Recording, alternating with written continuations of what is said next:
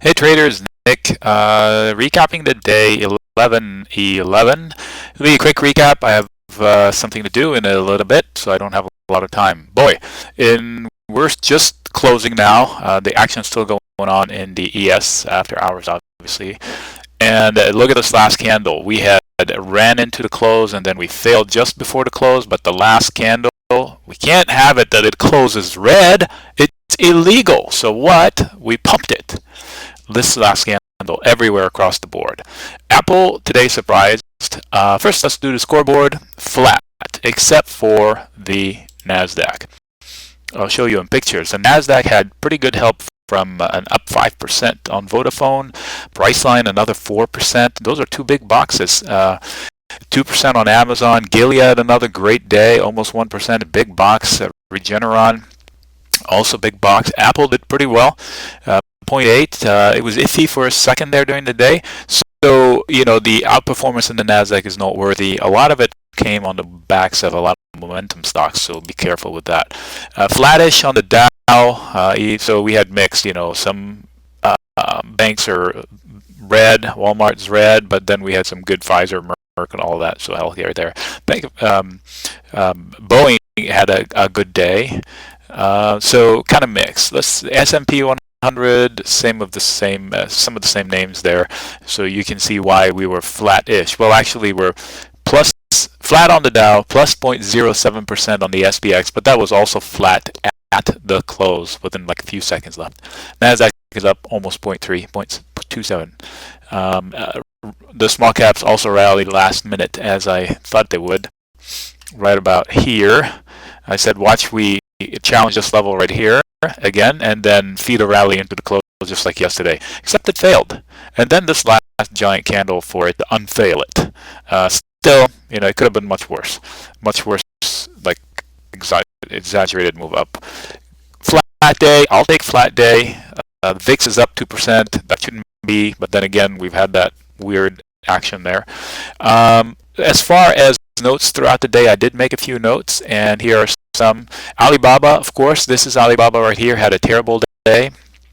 People did not like what Mr. Ma had to say in the morning. He sounded like a completely different man to me. First humble, funny, making references here and there. Today was like a completely different man. However, the story is still the same, and it is a long-term hold, in my opinion, unless they're flat and out lying on their numbers. Now, people start saying, oh, too far, too fast. If you say that, I would like to bring up a look on something that may change your mind. And let's look at the Google.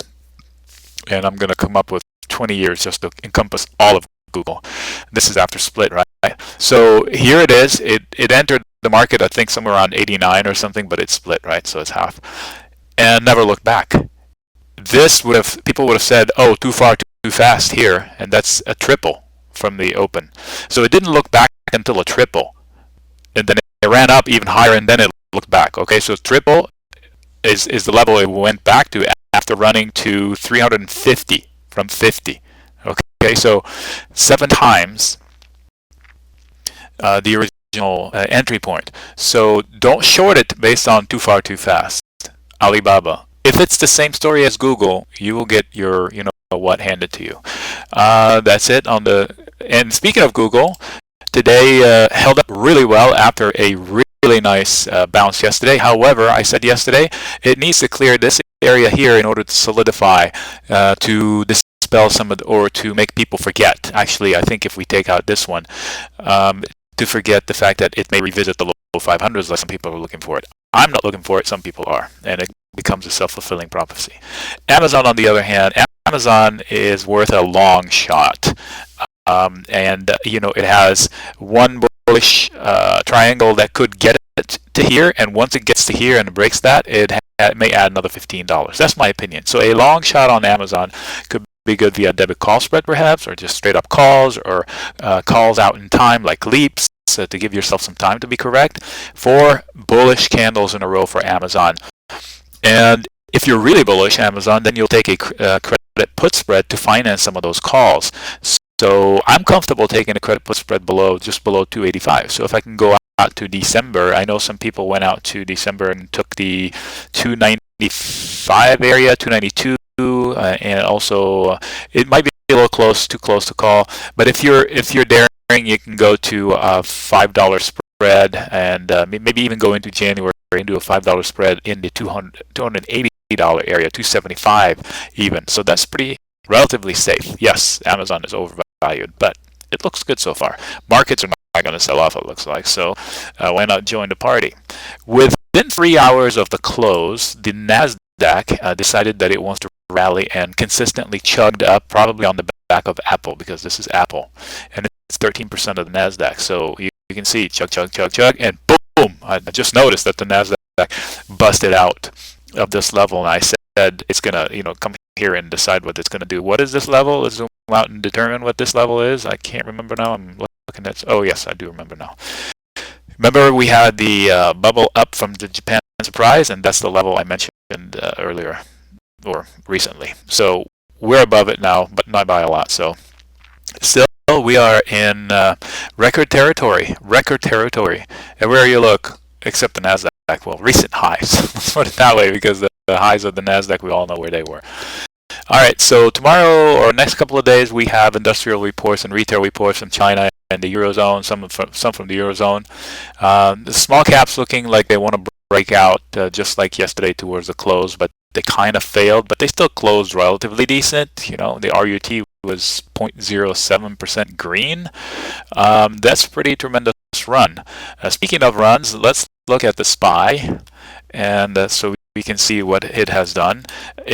I thought it would be a record how many green days in a row, but we have that little red one right there, which was indecision, barely red. So in any case, I looked back, and this is an area of February where we had 8 in a row that were positive, and I think we're up to 1, 2, 3, 4, 5.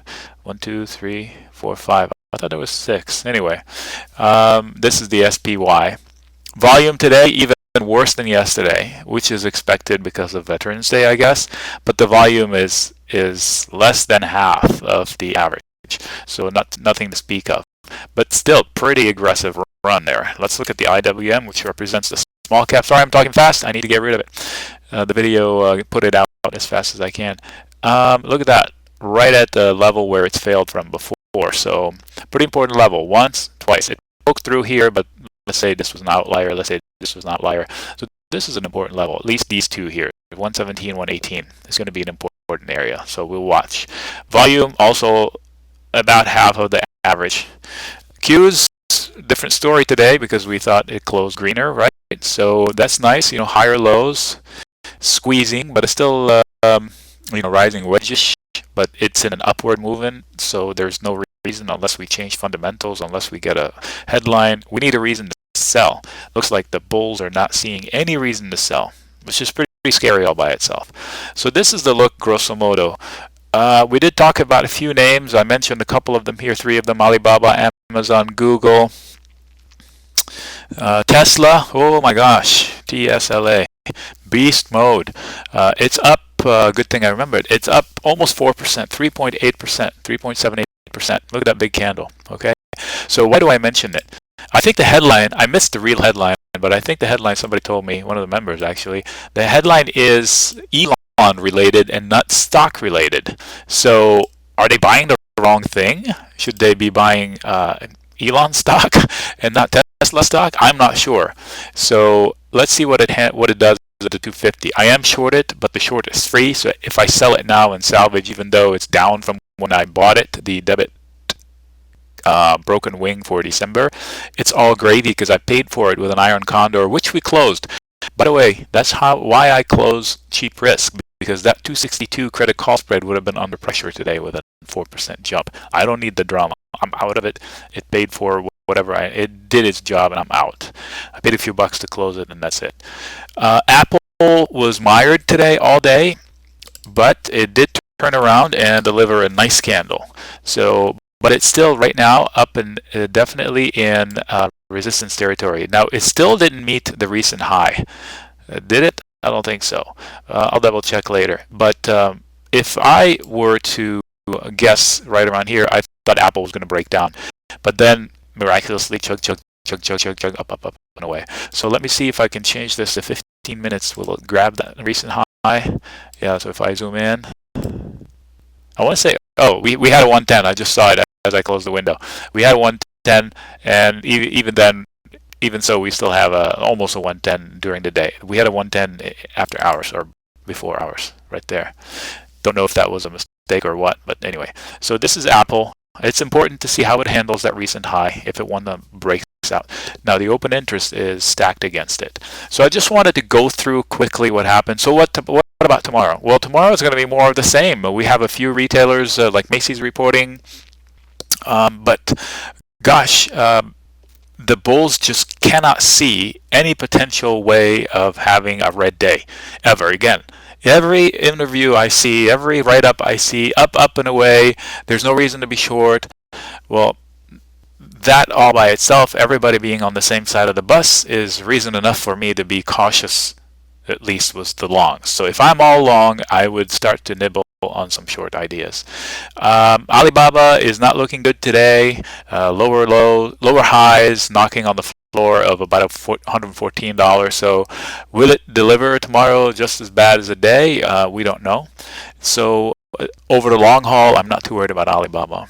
So what to do? What to expect tomorrow? I expect upward pressure, just because of how the environment has been going. Important thing to note that today there was an interview on CNBC with, as they called him, the richest restaurant owner. Gosh, I lost the note. I forgot his name. Frittata or something like that. In any case, he owns businesses, hotels, restaurants, and he's a behemoth in the industry of hospitality. And they asked him of his concerns, and his number one concern was inflation. He said, I know you can't measure it, and he challenged Bernanke